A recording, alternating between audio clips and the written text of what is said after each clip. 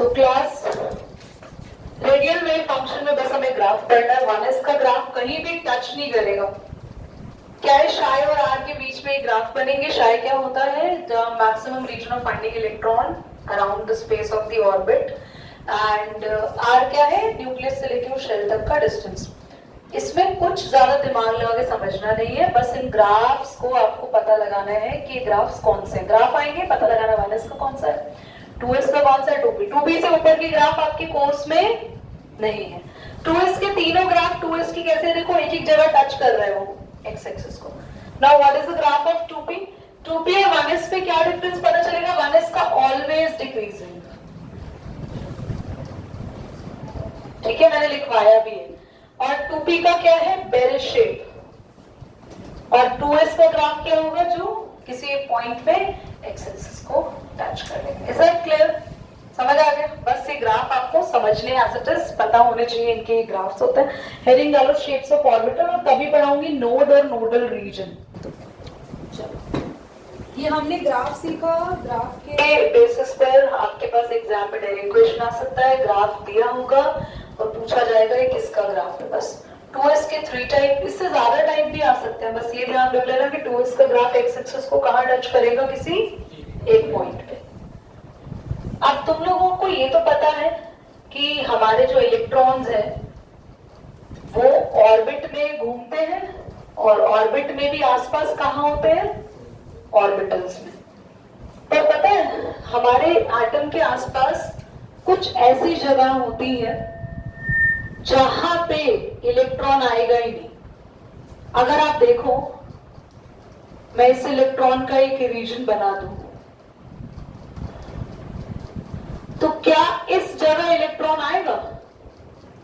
Electron बस यहां से आया, यहां आया, यहां इधर आ गया ना, इस रीजन पे आ गया, इधर आएगा इलेक्ट्रॉन जहां मैंने क्रॉस लगाया। फिर यहां आ गया, यहां नहीं आएगा, यहां नहीं आएगा, फिर यहां नहीं आएगा, यहां नहीं आएगा। समझ में आ रहा है आपको? तो जब इलेक्ट्रॉन एक वेव फॉर्म में घूमता है तो कुछ जगह ऐसी है जहां पे इलेक्ट्रॉन कभी भी, तो वहां पर इलेक्ट्रॉन की फाइंडिंग प्रोबेबिलिटी क्या हो जाती है, उसको बोलते हैं नोड। तो what is node? where the maximum probability of finding electron is 0। समझ में आ रहा है? अब मैं आपको एक फॉर्मूला बता रही हूं, और ये ट्रिक समझ लो। ट्रिक है, ये फॉर्मूला है, जो भी कुछ है। एंट्रेंस एग्जाम में, वो स्कूल के एग्जाम में एमसीक्यूज आते हैं जिसमें टोटल नंबर ऑफ नोड्स निकालने को कहते हैं। बताते हैं find the total number of nodes in 4p, find the total number of nodes in 5s, find the total number of nodes in 2s। अब ध्यान से समझेंगे, टोटल नोड्स होती है, फॉर्मूला होता है n-1। एंगुलर नोड्स होती है, ये एंगुलर नोड्स क्या है ये भी बताएंगे वो भी, l। और रेडियल नोड्स होती है n-l-1। मेरी बात को ध्यान से सुन लो एवरीबॉडी। सबसे पहले नोड्स क्या है, ये वो रीजन है जहां पर इलेक्ट्रॉन फाइंडिंग की प्रोबेबिलिटी 0 हो जाती है। और अकॉर्डिंग टू द शेप हम लोग बोलते हैं, कुछ नोड्स एंगुलर होते हैं, कुछ नोड्स रेडियल होते हैं। अब हर सबशेल या हर ऑर्बिट्स में बहुत सारी नोड्स हैं। बताओ, जहां मैंने क्रॉस लगाया है बहुत सारी नोड्स है। कितनी नोड्स है, कैसे नोड्स है, कहां कहां पे वो कितने रीजन है, ध्यान से देखो। सबसे पहले हम बात करेंगे 1s में टोटल नोड्स कितनी होगी। फॉर्मूला क्या है, व्हाट इज n, आगे वाला नंबर होता है n, 0। 1 में कोई ऐसी जगह नहीं है जहां इलेक्ट्रॉन नहीं मिलेगा। दीदी ऐसा कैसे हो सकता है पॉसिबल? अभी तो आपने बताया, अरे भैया एटम बहुत छोटा है। अब जब एटम इतना छोटा है तो एटम की न्यूक्लियस कितनी छोटी है, बहुत छोटी। और न्यूक्लियस के सबसे पास वाला शेल कितना होगा, सबसे ज्यादा छोटा। तो उस छोटे से शेल में ऐसा कोई एरिया ही नहीं है जहां पे नोड बने। समझ आया? चलो, जैसे जैसे दूर जाते जाएंगे ना, नोड्स बढ़ती जाएंगी, क्योंकि जैसे जैसे दूर जाएंगे वेव बड़ी होती जाएगी, और वेव बड़ी होती जाएगी तो बहुत सारे ऐसे खाली जगह बनेंगे जहां पे इलेक्ट्रॉन नहीं आएगा। समझ में आ रही है बात? जल्दी से टोटल नोड्स निकालनी आ गई। अगर मैं इसकी एंगुलर नोड पूछूं तो what is the value of l? l क्या है, l क्या है, s। l आपको पता है ना, आगे n क्या बताता है, n अगर जैसे हमने लिखा 1t तो n की वैल्यू 1 और l की वैल्यू क्या होती है 1, तभी तो बनता है 1t। अगर मैं बोल रही हूँ 1s तो l क्या होता है 0 और n क्या है 1। समझ में आ रहा है ना आपको? तो l कैसे पता चलेगा इसका? s की वैल्यू क्या होती है 0, तो angular node 0। What is radial node? Formula भैया n minus l minus 1। n कितना 1 माइनस 0 माइनस 1 0। कोई भी नोड नहीं है 1s में। जल्दी से आओ बात करते हैं 4f की। चलो तुम्हारे फेवरेट की बात करते हैं 2s की। मैंने कहा था ना 2s में बस ग्राफ कितनी जगह टच करेगा? एक जगह, और हमेशा उसमें एक ही नोड रहेगी। देख लो टोटल नोड्स। फॉर्मूला बोलो। n क्या है? क्या होंगे हमेशा total nodes? Angular node l ऐसे पता चलता है 0। 2 माइनस l माइनस 1 पता है ना l क्या है? Radial node 1। आए 3D पे आए 3D। तुम बताओ नोड्स कितनी होंगी? Sanjana nodes 3 n minus 1 3 minus 1 nodes 2 आई है टोटल। क्या बात कर रही हो? एंगुलर नोड्स बताएंगे। एंगुलर नोड्स रहते l 3D। What is the value of l for the d? अबे डंडा उठा ले। l की वैल्यू क्या होती है s के लिए? p के लिए? d के लिए?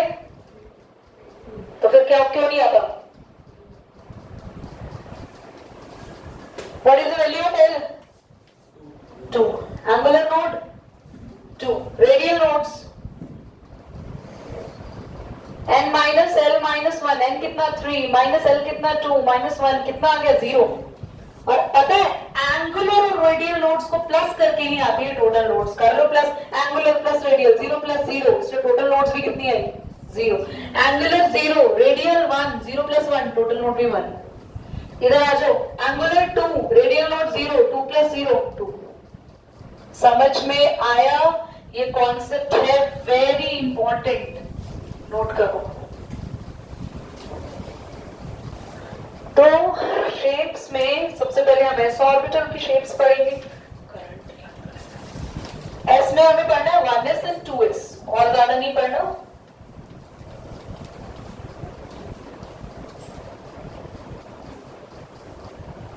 देखो ध्यान से देखना बच्चों, सभी बच्चे ध्यान से देखना।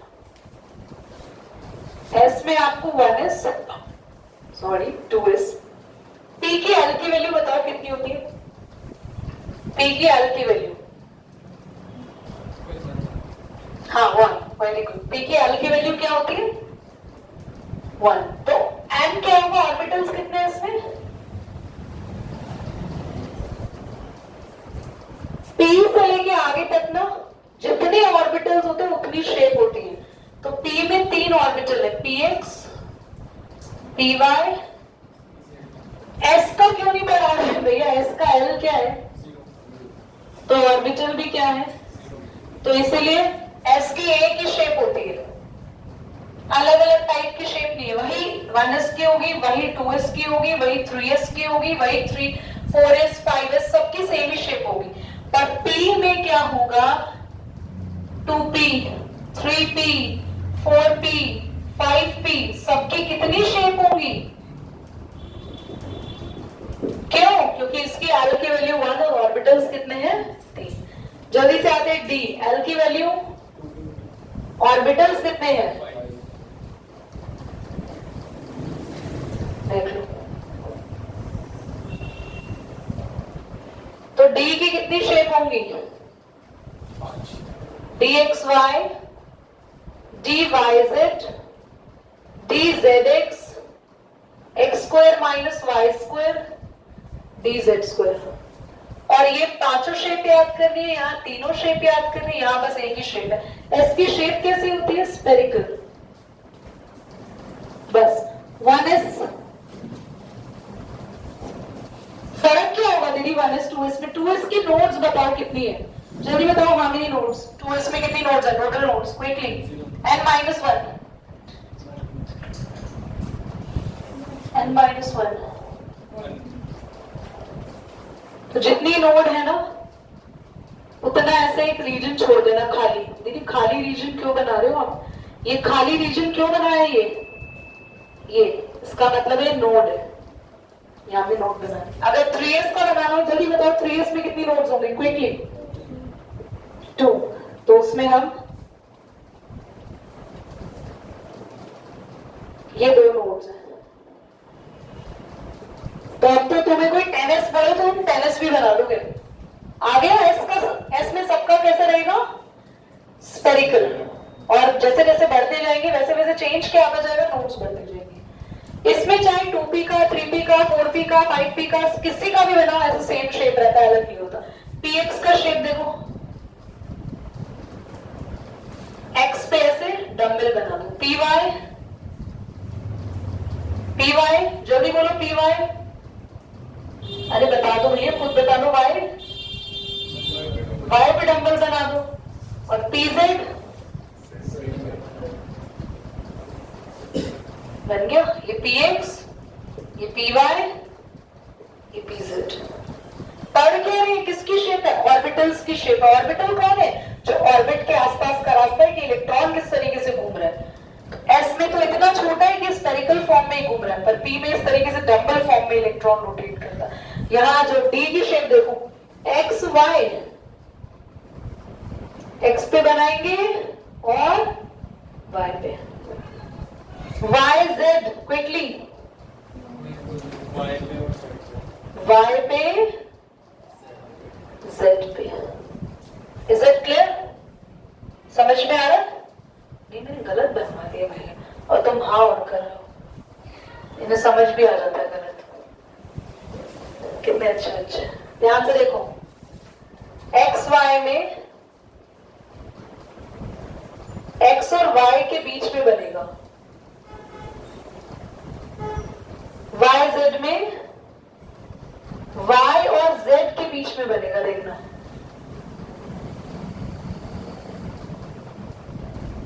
और ZX में ये थोड़ा सा ना ऐसा लगता है कॉम्प्लिकेटेड है, बट ठीक है जैसा है ये लर्न करना है आपको। ZX last x square minus Y square, ये आसान है। x पे बनाओ और y पे बनाओ। और सबसे लास्ट dz स्क्वायर, मैंने उल्टा करा, ध्यान देखना, ध्यान से देखना सभी बच्चे। इसको z बनानी है, z पे बनाते हैं और ये इसे कहते हैं डोनट शेप। ये केमिस्ट्री का थ्योरी पार्ट है, लर्निंग। तो कोई दिमाग पे जोर डालने की जरूरत नहीं कि हमें समझ आया नहीं आया। जैसे चित्रकारी दे रखी है बस इसको याद कर लेना कि ये इनकी शेप्स हैं। बस किसकी शेप्स पढ़ी है हमने? किसकी? ऑर्बिटल्स। Very good. नाम क्या है? किन ऑर्बिटल्स की शेप पढ़ी है हमने यश? किस किस की शेप पढ़ी है? हाँ, एस की शेप क्या होती है? यश ही बताएगा। एस की शेप क्या होती है? स्फेरिकल। एस में जैसे जैसे शेप्स आगे बढ़ती जाएंगी क्या चेंजेस आते जाएंगे? नोड्स बढ़ जाएंगे। समझ आया नहीं? पी में कितनी शेप होती है एक पी के अंदर? बताओ, तुम ही बताओ। एक पी में कितनी शेप्स बनेंगी? 3। क्यों? क्योंकि एक ही पी सबशेल में कितने ऑर्बिटल्स होते हैं? 3। पी की शेप्स के नाम क्या क्या है पूर्वी? px py pz। px py pz में क्या करना है? एक बार x पे, एक बार y पे, एक बार z पे बना देना। d में 5 शेप क्यों बनाई है स्माइल? क्योंकि d में 5 ऑर्बिटल्स आते हैं। 5 ऑर्बिटल क्यों आते हैं? क्योंकि d के लिए l की वैल्यू 2 है। 5 की शेप आपके सामने बना दी है। इसका स्क्रीनशॉट ले रही हूँ, ग्रुप पे भेज दूंगी और इसको बनाने में टाइम वेस्ट नहीं करेंगे हम। ठीक है?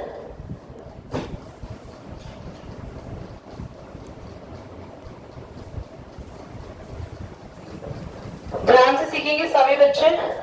What is outboard principle? यार जेन्युइनली करंट लग रहा है मुझे बार बार डस्टर को उठाने में। ये मुझे लग रहा है डस्टर ना एक्साइट हो जाता है, ये रब करने के बाद ना चार्ज आ जाता है इसके ऊपर।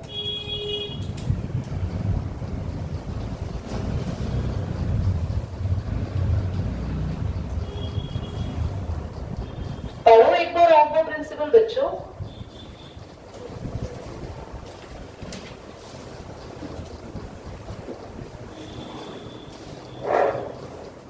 पढ़ा पढ़ा?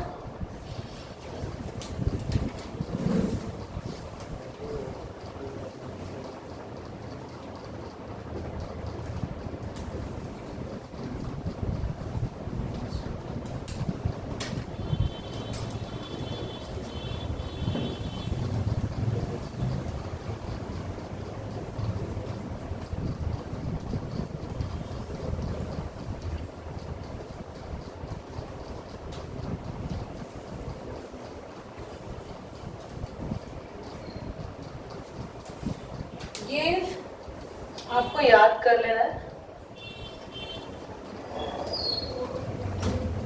आर्यन की आत्मा वहीं रुक गई याद के नाम पे, किसे कैसे याद करना है। बट इजी है। 1 से लेके 7s, फिर उसके बाद 2 से शुरू होगा, 2p से लेके 7p, फिर d पे आएगा, d में शुरू होगा 3 पे और खत्म हो जाएगा 6 पे, 6d, और f में 4f और 5f। ध्यान से देखना, लाइन बना रहे 1s 2s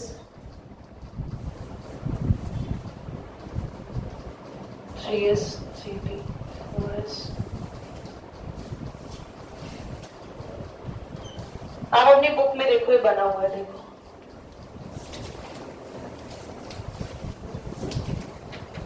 बना हुआ है कुछ ऐसा। हाँ देखो, हाँ स्पाइरल बना रखा है, ऐसे ज्वाइन कर दो, देखो ये वो बन गया, देखा है ना। ये है इलेक्ट्रॉन फिल करने का तरीका। 1s to 2s to 2p 6 3s to 3p 6 3 2 3 10 4s to 5p 6। ये क्या है? इलेक्ट्रॉन फिल करने की कॉन्फ़िगरेशन, मतलब हम इसके थ्रू इलेक्ट्रॉन को फिल करेंगे। ऑफ्बा ने बोला सबसे पहले इलेक्ट्रॉन इसमें क्यों जाएगा, सबसे कम एनर्जी है, N1s0 एनर्जी 1 है इसकी। इसकी एनर्जी देखो, बोलो 2 + 0 एनर्जी 2, फिर इसमें जाएगा 2 + 1 3 एनर्जी, फिर 3 + 0। ये तो सेम है ना, तो इन दोनों में से पहले 2 के पास ही जाएगा। अगर दोनों सेम एनर्जी वाले होते हैं तो देखो n की वैल्यू कम किस में, समझ में आया। अब 3s के बाद एनर्जी देखो किसमें, 3p की कितनी एनर्जी है 4, 3p की वैल्यू 1, इसकी, पर इसमें क्यों जाएगा, क्योंकि इसके n की वैल्यू कम है। अब ये याद कैसे करेंगे, जैसे जैसे प्रैक्टिस करेंगे लर्न हो जाएगा। तो मिलेंगे नेक्स्ट क्लास में और कंटिन्यू करेंगे इसको आगे, ठीक है।